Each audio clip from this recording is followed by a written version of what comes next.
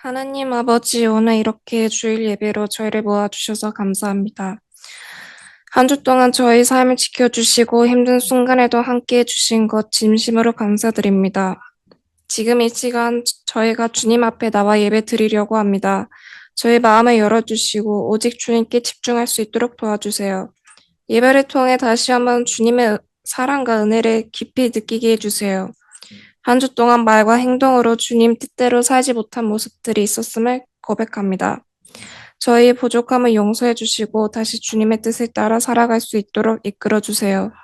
말씀을 전하시는 목사님께 함께 해주시고 저희가 그 말씀을 통해 힘을 얻고 삶 속에 실천할 수 있도록 도와주세요. 또 지금 이 자리에 함께하지 못한 분들에게도 같은 은혜가 있기를 기도합니다. 저희 교회가 하나님의 사랑을 잘 전하는 공동체가 되게 해주시고 서로를 아끼고 세워주는 따뜻한 교회가 되게 해주세요. 마음이 아프거나 마음이 지친 분들이 있다면 주님께서 위로해 주시고 회복시켜 주세요. 오늘 드리는 예배가 하나님께 기쁨이 되길 바라고 저희 모두가 은혜 가득한 시간 되기를 소망합니다.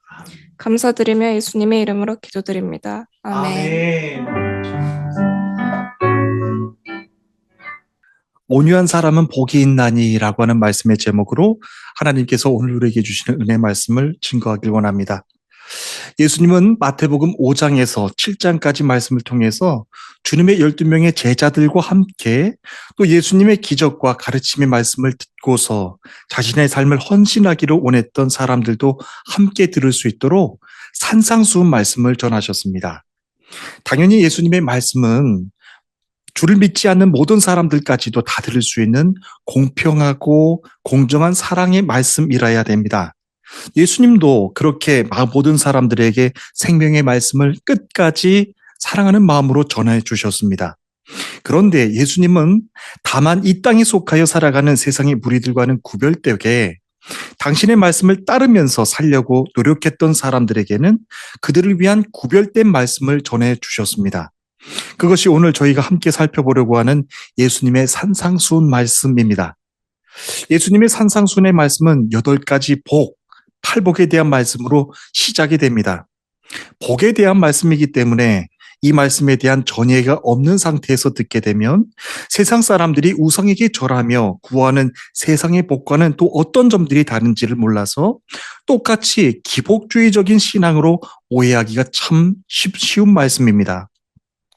하지만 말씀드린 대로 산상수훈의 말씀은 그 첫 시작부터 당신은 주의 말씀을 따르며 헌신할 것을 결단했는가? 라고 하는 구체적인 실천을 요청하시면서 시작하시는 말씀이기 때문에 주의 말씀 앞에서 웬만큼 삶의 결단을 하지 않고서는 이 8가지 팔복 가운데 한 가지 복에 대한 말씀도 제대로 적용할 수 없다라고 하는 것을 알고서 이 말씀을 들어야 됩니다.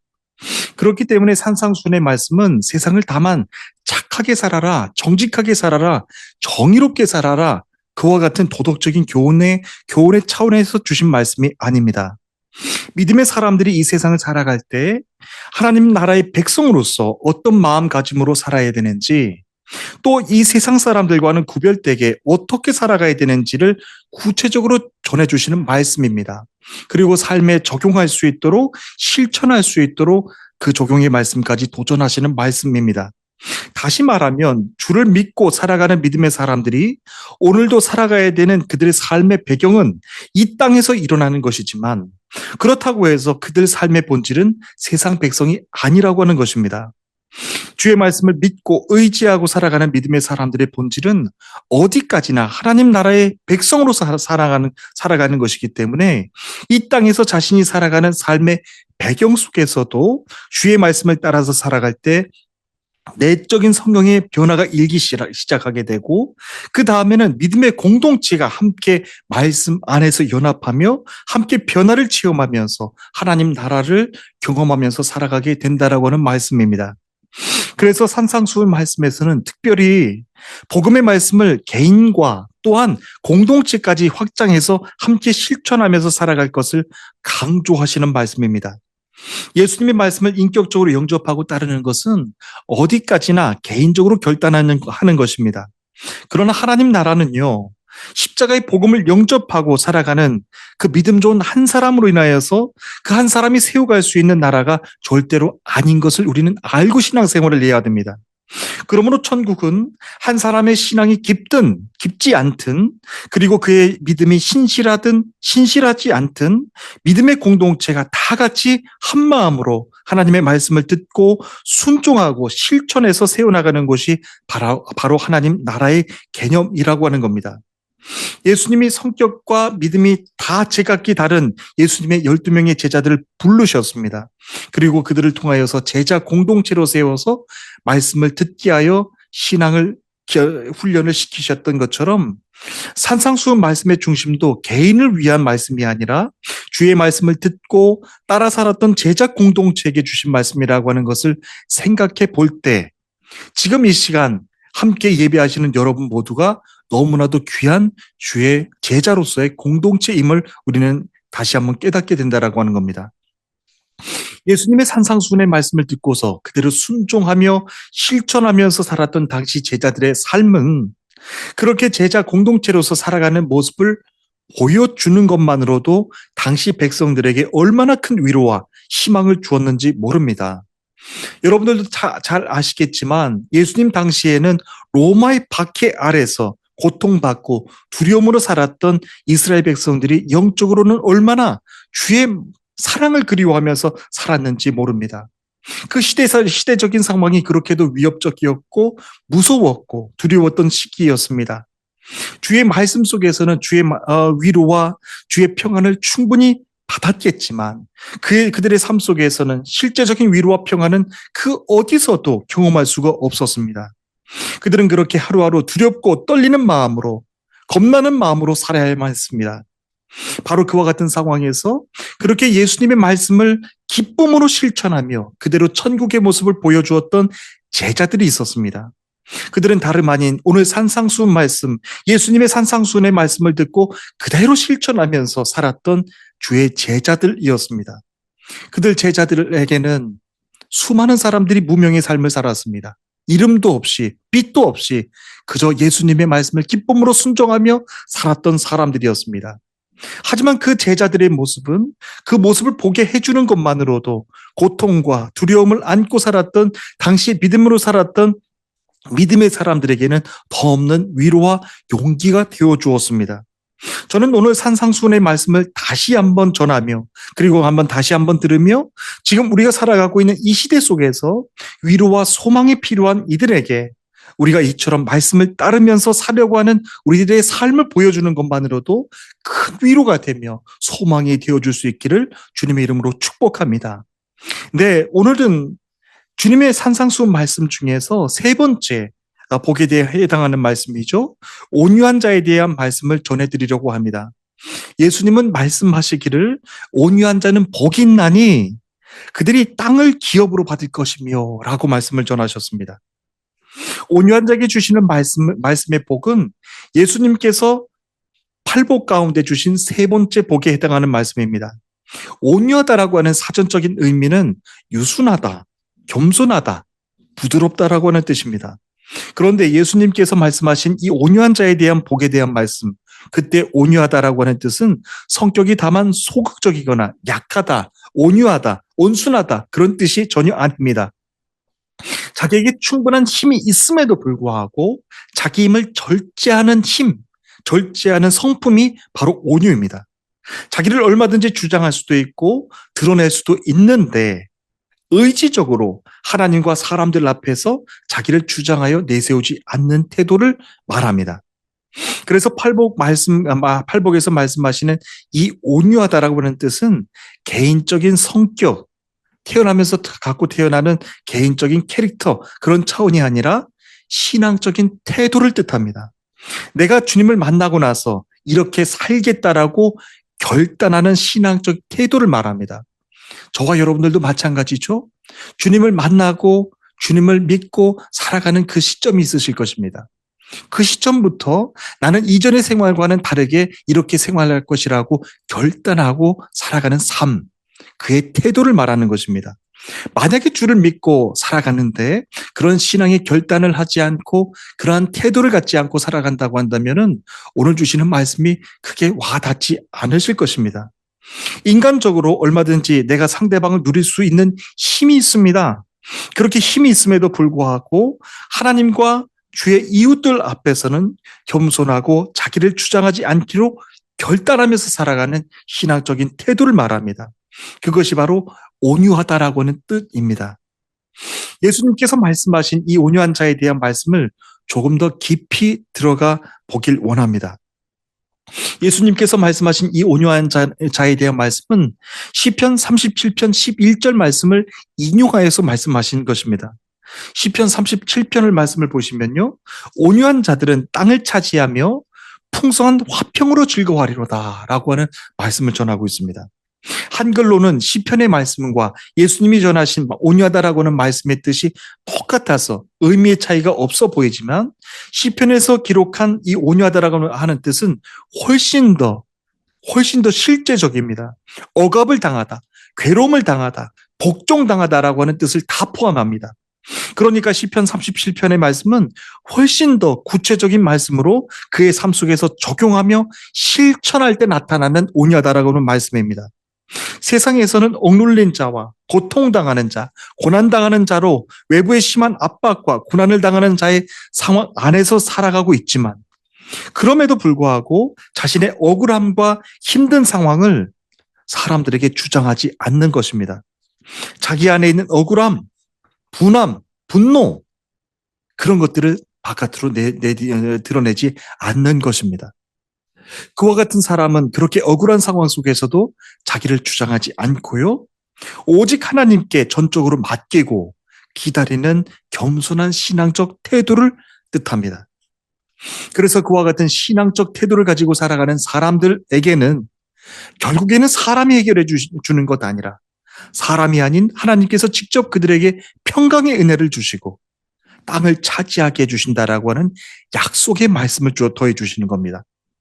그러니까 예수님께서 시편의 말씀을 인용하여 전해주신 이 온유하다라고 하는 말씀의 뜻도 세상적으로 얘기하는 그 온유한 성품, 온순하고 유순한 그 성품을 의미하는 것과는 전혀 다른 것임을 우리는 기억해야 됩니다.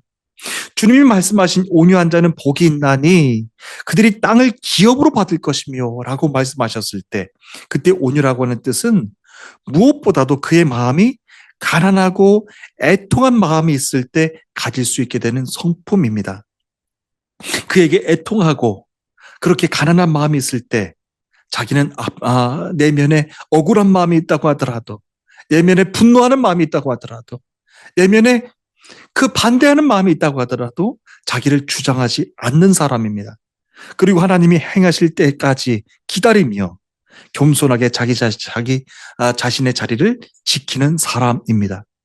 그래서 참 흥미롭습니다. 예수님께서 말씀하신 이 팔복에 대한 말씀 전체를 살펴보면요. 이전 구절 말씀이 그 다음 구절 말씀을 설명해 주는 구조로 지금 진행되고 있습니다. 이전 말씀이 그 다음 말씀과 연결되어서 그 뜻을 설명하고 있는 것을 볼 수가 있습니다. 다시 말하면 첫 번째 복은 두 번째 복을 설명하고요. 두 번째 복은 다시 세 번째로, 세 번째 복은 다시 네 번째와 연결돼서 그 다음 복에 대한 말씀을 설명해 주고 있습니다. 다시 말하면 심령이 가난한 자가 자기를 주장하지 않고 애통하게 되고 그러다 보니까 그 마음속에 온유한 자의 성품을 가지게 된다라고 하는 겁니다. 그래서 온유하다라고 하는 것은 내가 갖고 싶다라고 해서 선택할 수 있는 그런 개인의 성격이 아닙니다. 하나님, 이 저 8가지 복 가운데 저는 온유한 자의 복을 갖기를 원합니다. 그렇게 해서 가질 수 있는 복이 아닙니다.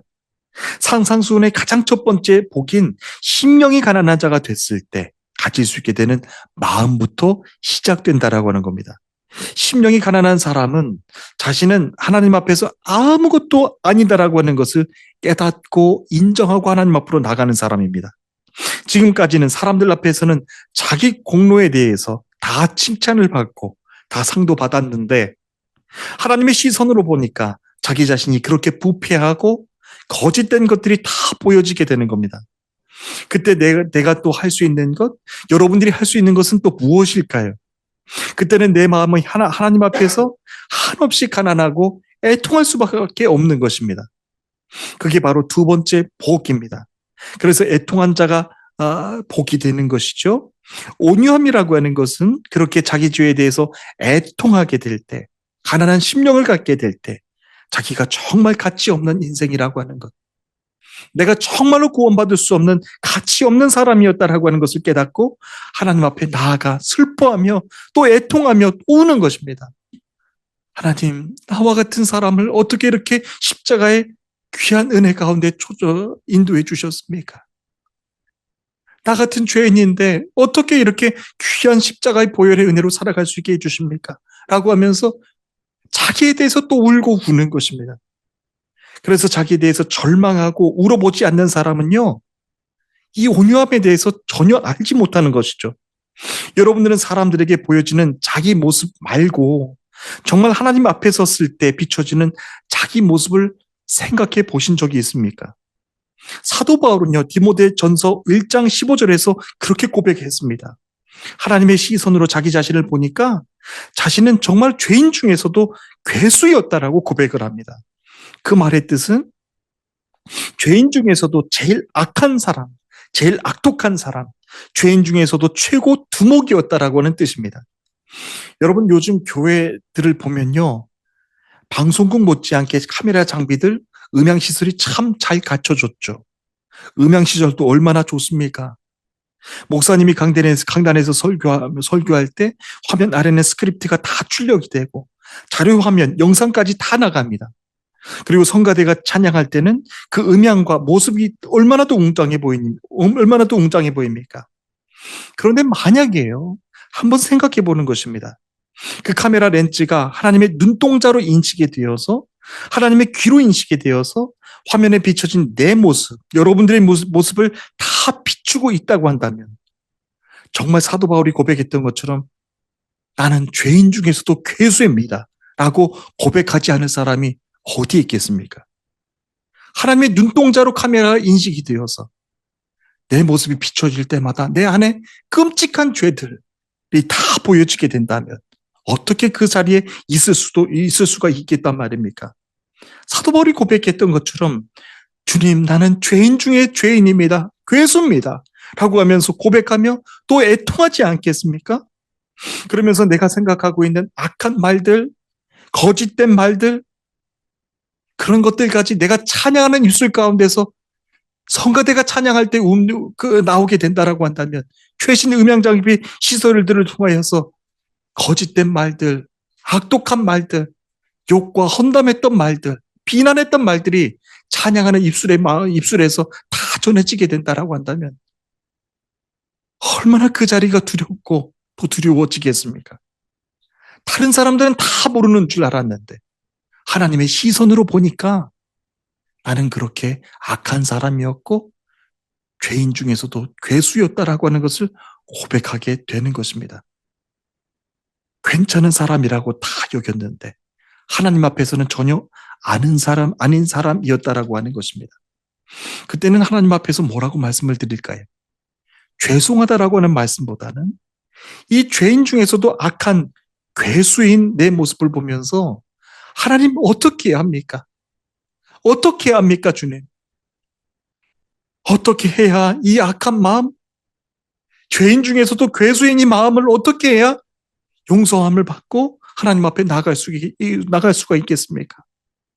하나님밖에는 나를 고쳐주실 분이 없습니다. 예수 그리스도의 십자가 외에는 나를 구원해 주실 방법이 없습니다. 라고 하면서 주 앞에 더 애통하면서 울면서 주를 고백하면서 나가지 않겠습니까? 그것이 바로요, 심령이 가난한 자가 가지게 되는 마음입니다. 예수님은 그와 같은 사람에게 천국을 주신다고 말씀해 주십니다. 오늘도 우리는 하나님 앞으로 나아가 예배를 드립니다. 한없이 약하고 죄로 가득 차 있는 모습, 도저히 용서받지 못한 죄인의 모습이지만 우리는 겉으로 보여지는 모습, 그 모습에 의지해서 나가고 있는지도 모르겠습니다. 그래서 하나님은 오늘 이 산상수훈 말씀을 통하여서 다시 한번 정말 우리가 가난한 자로, 애통한 마음을 가진 자로, 주 앞에 울며 나가는 자로, 정말로 겸손한 자로 오늘 이 자리에 나오기를 원하신다라고 하는 말씀입니다. 그 십자가의 은혜를 힘입어서 하나님 앞으로 나아가는 것이 바로 예배이고 예배의 축복입니다. 그런데 만약에 그 예배하는 이 마음 가운데 이 하나님의 거룩함을 바라보는 이 온유한 마음이 없다고 한다면 그 예배는 그 순간부터 교만해지고 자꾸만 죄는 덮고 인간의 것만 드러내는 그런 예배로 변질되게 될 거라고 하는 겁니다. 그러므로 참된 예수님의 제자는 심령이 가난한 자의 상태에서도 애통할 줄 알고 심령이 가난한 자의 상황에서 살면서도 애통하며 부르짖으며 우는 것이 하나님 앞에서는 저주가 아니라 축복임을 아는 것입니다. 하나님 앞에서 어떻게 이렇게 울어보지 않겠습니까? 하나님, 내가 이렇게 악합니다. 이렇게 악하고 부족한 사람인데 주 앞에는 도저히 나갈 수 없는 그런 악한 사람인데 어떻게 나갈 수가 있겠습니까? 내 영혼을 받아주시고 나의 영혼을 구원하여 주시옵소서. 십자가의 은혜를 사모합니다. 십자가의 은혜를 사모합니다. 라고 하면서 주 앞에 더 간절하게 나가지 않겠습니까? 그 심령이 가난한 상태에서 애통한 마음이 생기는 거죠. 하나님의 십자가의 은혜만을 간절하게 생기는 마음이 그제서야 이제 들기 시작하는 것입니다. 모든 사람들이 하나님 앞에 나아가지만 모든 사람들이 그렇게 심령이 가난한 자의 마음을 깨닫는 것은 아닙니다. 그래서 주님은 오늘 이 산상수훈의 말씀을 다시 저와 여러분들에게 들려주시면서 오늘 이와 같은 영적인 고백과 영적인 회개의 축복이 저와 여러분들 가운데 일기를 원하신다라고 하는 말씀입니다.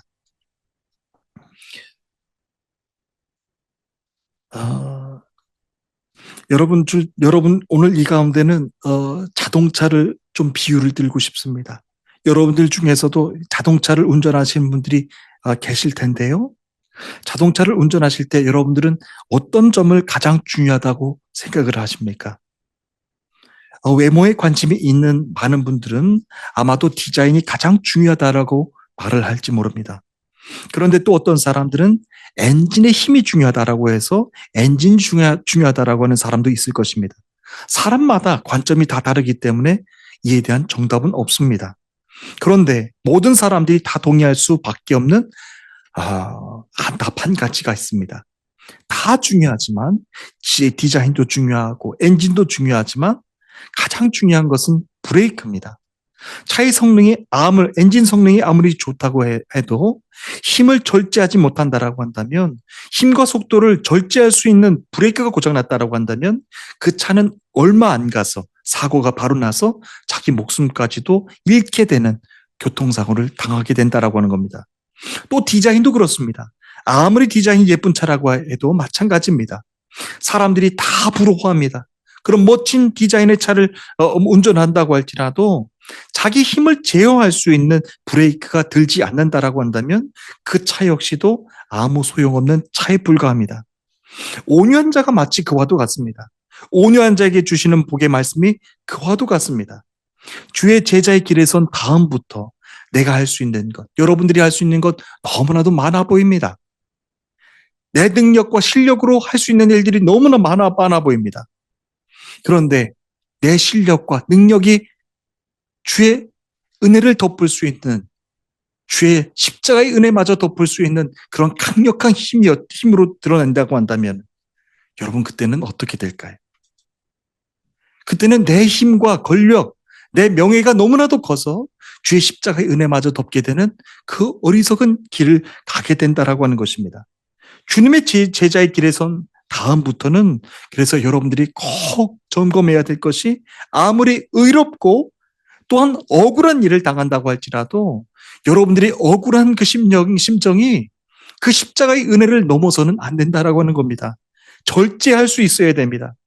그래서 온유한 자가 되어서 제자의 삶을 살아가는 사람들은 자기 분노와 화남과 짜증나는 마음에 휘둘려서 자기 힘을 드러내는 사람이 아닙니다. 그리고 자꾸만 남과 자신을 비교하면서 시기와 질투로 자기 인격과 주의 성품을 망치는 사람도 아닙니다. 얼마든지 힘이 있지만 자기를 위해서는 사용하지 않고 하나님의 영광을 위해서 자기를 절제하는 삶을 살아가는 것입니다. 저도 오늘 이 말씀을 전하다 보니까, 준비하다 보니까요, 여러분들께 정말 솔직한 고백을 하지 않을 수가 없게 됩니다. 제가 얼마나 온유하지 못한 사람인지를 저는 오늘 본문을 준비하면서 말씀을 전하면서 알게 됐습니다. 그래서 솔직한 마음은요, 제가 오늘 이 본문 앞에 섰을 때 정말 이 말씀을 전할까 말까 잠깐 고민하지 않을 수가 없었습니다. 솔직한 저의 감정이었습니다. 그래도 하나님 말씀 앞에서 말씀에 의지하면서 내 마음을 온전하게 열어놓고 나를 고백하면, 전하고 나면 그 온유함에 대해서, 온유한 자의 복에 대해서 하나님 앞에 더 정직한 자의 마음으로 나갈 수 있지 않을까 하는 마음으로 오늘 주시는 말씀을 여러분들 앞에 증거합니다. 성경에서 온유한 사람을 꼽으라고 하면 바로 모세를 꼽을 수 있을 것입니다. 민수기 12장 3절 말씀에는 이 사람 모세는 온유함이 지면에 모든 사람보다 더하니라 라고 전하고 있습니다. 생각을 해보면 모세는 태어나면서부터 상처가 굉장히 많았던 사람입니다. 보통 아기들은 부모의 사랑을 듬뿍 받고서 자라나기 마련인데 모세는 부모의 사랑은커녕 태어나면서부터 모세는 죽어야만 하는 사람이었습니다. 모세가 태어날 당시에는 히브리인들의 인구가 급격하게 많아지던 때였는데 바로 왕이 그것을 막기 위해서 히브리인들에게 남자 아이가 태어나면 다 나일강가에 던져 죽이라고 하는 명령을 내립니다. 그런데 모세의 어머니 요게벳이 차마 모세는 버릴 수가 없어서 바구니에 담아서 나일강가에 떠내려 보내는데 그때 마침 바로의 딸 공주가 그것을 발견하고 모세를 입양하여 왕자로 키우게 되는 것이죠. 그런데 모세가 히브리 출신이라고 하는 것을 누가 모르겠습니까? 모든 사람들이 다 아는데 애굽 사람들이 얼마나 모세를 조롱하고 얕잡아보고 무시를 했겠습니까? 모세는 공주의 보살핌을 받고서 안락한 환경에서 좋은 교육을 받았을지는 모르지만 애굽 사람들에게 늘 조롱과 무시와 비웃음을 당하며 살아야 했으니 그의 마음 가운데는 얼마나 분노가 차 있었겠습니까? 그래서 끝내는 자기의 민족을 위하여 나가겠다고 해놓고는 자기 분노의 힘에 조절하지 못해서 자기 분노의 힘에 이기지 못해서 애굽 사람의 감독관 한 사람을 쳐서 죽이는 그런 일까지 벌이게 되는 모세였습니다. 그리고 그 사람을 쳐서 죽인 살인자가 되어서 하나님이 모세를 다시 부르시는 그날까지 무려 40년 동안을 두려운 마음으로 도망쳐 살아야 됐던 모세였습니다. 그런데 여러분, 성경은 모세를 가리켜서 온유함이 온 지면 위의 모든 사람들보다 더하니라 라고 전하고 있는 것이 여러분들 눈에 들어오지 않습니까?